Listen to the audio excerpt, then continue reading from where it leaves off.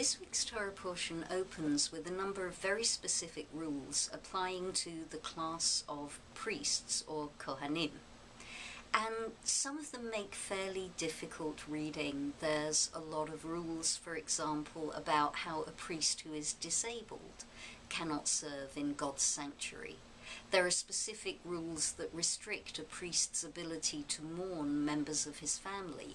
And there's one particular verse which bothered one of our commentators, a rabbi who lived in Warsaw in the 1930s and 40s.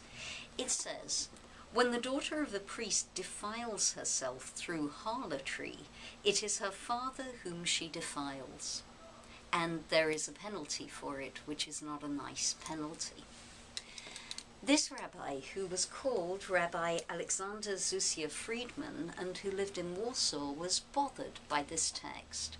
And he pointed out that really and truly what is going on under the text here is a narrative.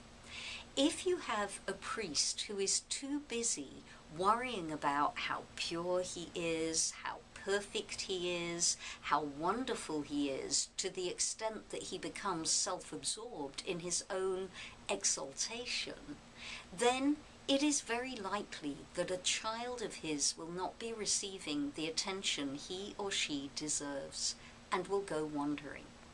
And thus, teaches Rabbi Friedman, it behooves us not to be preoccupied with ourselves to the exclusion of our children. Because if we do that, not only will we not be behaving like the priests we would like to be, but we will be moving further and further away from the paradigm of what it means to be a holy people. That was your Torah in 2.